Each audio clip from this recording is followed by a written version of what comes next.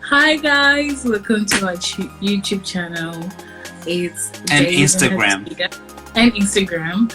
It's Dave Atida, and today we're going to be talking about gender roles and money, and how that could affect you in a relationship, even as a single person, and when you're married, even though we're not married. So the first question is, guys, who should pay for the first date? Is it the guy or the girl, or should it be 50-50? All right. Give your answer. Give your answer in the comments. Who should pay for the date? Like, everybody's saying the men, but why is it that so many girls still struggle with actually letting their guards down and actually want to pay for the date? I think I'll speak on behalf of all my girls here. I struggle to let you pay for the date, because for so long, especially if you were single. It wasn't the date. It was all the dates. Okay, I struggle to let you pay for all of the dates because I was single for a while. And even in my previous relationship, I learned to be very independent. I learned not to rely on the other man or my man for any money or any, kind of like reimbursement of any sort. So I'd built up this habit that, like, if I go out with people, I can pay for myself. Hey, I can pay for other people too, because girl got that coined. So don't worry about it. So me, it's just this whole independence thing that, like, I want to show you that I don't need you. Like, if you were to leave me and break my heart and tear me into pieces financially, I'm gonna be fine. I know it's such a bad thing to have, but it's the mentality that I kind of just grew over the past 21 years. And I was just been like, I just want to prove to him that I don't need you. And I got my own money. I'm my own woman. I'm a strong, independent Black woman. That's what I want to show you. So that's why I was so reluctant to let you pay for anything. And I think it's also our fault as men when it comes to how women has come out into this, like, strength. I can take care of myself. You know why that has happened is because a lot of men have failed. I literally have failed to protect, to do what we're supposed to do as men. We have failed to protect, to provide, and to profess, which are those things they're supposed to do for a woman. Okay. Good point. We fail to do that. Yes. So women are like, you know what? Since you guys are failing to do it, I'm gonna build my own wings and actually go on and actually take care of myself. Yes, literally. That is why I built that mentality. Because every other guy that was my friend, or whenever we went out, or even my previous boyfriend or whatever, he failed. They failed me. So therefore, you be right, baby. I drank some Red Bull and got my own wings. Because I was like, I can't trust these niggas. So I built my own wings, and now I pay. That's why I pay for everything myself. Because I don't know. Niggas, one nigga can trash it for the rest. Yeah. So, yeah. Huh. It is what it is. Interesting. Another question that I want to ask everybody, please comment. Do you think that it's true that we are heading into a generation where girls are going to start proposing instead of men? So I want to ask the guys, if a girl was to propose to you, would you actually accept it? If any guys That's a good question. I want to know. If any guys that are in here, okay? Guys, I don't know if we brought only girls here, but any guys who are here, if a girl proposed to you, would you actually accept the proposal?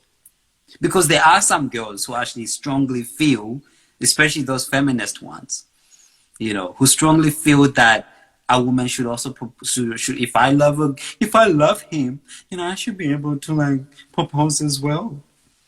Oh, Kodak came in with the paragraph. He said, I think the guy has to be in the sense that if he is to become the head of the house, so to speak, to lead and to show courage and lead his family, he must go through the process. I think it's traditional. Come on. So he's basically saying because he's going to be the head of the house, he's going to be the leader. He should take action way before the actual marriage. He should be proposing. I mean, like, I love the fact that women, you know, they are becoming what they were actually made to become and be the best that they can become, which is why. So, like, I don't mind a woman who has power and have their own job or whatever. I wouldn't even care, baby, if you earned more money than I do. I wouldn't. But sometimes it can get very it can become very messy, because now women are going too far. Some of them saying, okay, since I can work, I can do what another man can do. I think if women keep thinking like that, it's going to come to a point where they'll be like, why can't I pick the guy too? And why can't I propose? But what do you mean pick the guy? If, like, the guys are the ones who pursue, but then girls are going to be like, why can't I go and pursue a guy instead of him pursuing me? Why do I have to sit around? That's already happening. That's already happening. Yeah, that's what I'm saying, babe. Like, it's going to come to a stage where it's like, why can't I propose? It's going to get to the extreme end. Yeah, because why can't he get pregnant too? Like, we're getting to that stage. Yeah, we're questioning anatomies. Yeah, you've got transgender stuff going on even now. It's like, what kind of man carry a child for 9 months? If I can do it, he can do it too. That's where we're heading. You're right. And the thing that I realized is that God isn't stupid, I think. I mean, I know God isn't stupid. Yeah, don't even think about it. Yeah, I mean, like, God isn't stupid. The way he set up, like, say, gender roles. I mean, like, gender roles have become this swear word to people. Or, like, gender roles, or so you mean I can't do what a man can't do, or you mean a woman can do what? Like, no, like, gender roles, God set it up in a way that a woman is the one that has a baby. And goes through that thing 9 months, and the man is probably the one that goes out there and hunts for food and remember this: provides, protects, and professes love to the woman. That is a woman. That's a man's job. So now you've got this thing where we think God is stupid and he didn't know what he was doing. He didn't know what I was talking about, that we start to complicate it so much. Like, how deep into this feminist thing, or how deep into all of this, like, independence thing are we going to get into, where we actually think God is stupid? There's a reason why God gave us our certain roles. And it's not saying God said a woman should always be in the kitchen, like you said before, baby. No. But he did put that sort of order. Because a woman, we are very nurturing creatures. It's natural for us. It comes natural. It's easier for us to take care of kids. Just naturally. Because we're a woman. We have estrogen and we have ovaries. For guys, it's easier for them because they're built with muscles. It's easy for them to work and do hard labor. Because that's even the body shape that they have. So even as women, like, I ain't even gonna trip. We do be doing the most though. We be trying to be, level up to even though we both know God ain't made it to be like that though. Let me talk to the girls. You know what? He actually does not say it in the Bible that women shall stay in the kitchen. The Bible doesn't say that. The Bible does not say women shall clean the house. The Bible does not say that. So I think we have kind of put words in God's mouth that he never said. He never said that women have to be in the kitchen. It's not in the Bible. But at the same time, there's still specific gender roles that are supposed to be. And, like, at the same time, what's wrong with washing the dishes and what's wrong with cooking? Nothing. The truth of the matter is, right, we have come to a stage where we are not in a farming society anymore. We are in a very educational society. What's in the Bible? When the Bible talked about a woman going to hunt for food, a man going to hunt for food and a woman taking care of the home, it was because it was a farming situation, right? So the man goes out hunting for food and bringing food, and then the woman cooking the food. That's just how the setting is, right? And I think when it comes to that, we should use that as principles, right? As principles to apply, right, into our own setting in this era that we are living in right now. We're going to get into what that means for us, but we want you to understand that when the Bible talks about those specific gender roles, it was because of the farming society that they were in. So now, how can we keep that setting in the time we are in, right? So I think it does not say it in the Bible that women should not be educated. It does not say in the Bible that women should not go to school and study and become the best that they can become. In fact, God encourages that. When God said that you can do all things through Christ who strengthens you, he wasn't talking to the men. He was talking to both of us. You can become the best that you can become. Where it becomes dangerous is where now, because there's this whole fight between men and women, right? Now a woman ends up being like, I am going to be independent and I'm going to try to earn more money than the men so that I can feel like I've got a little power. And that's where you've got now men abusing women and hitting women because they don't know what it means to be a man yet. So they feel like abusing a woman is the only thing they can do to feel like a man. Come on now.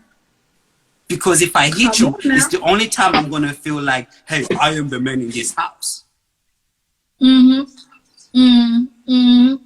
That's how a relationship have become very abusive in this time we are in, because men don't know what it means to be a man anymore.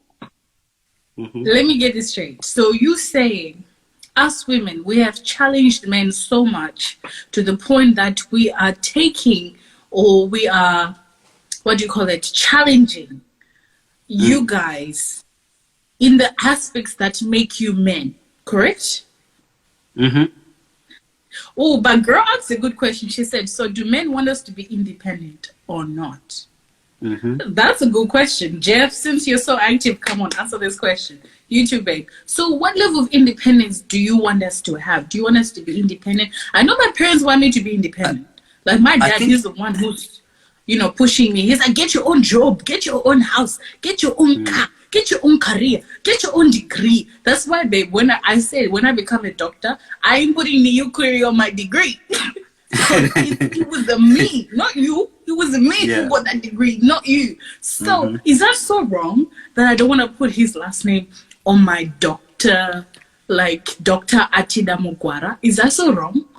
Is that so wrong?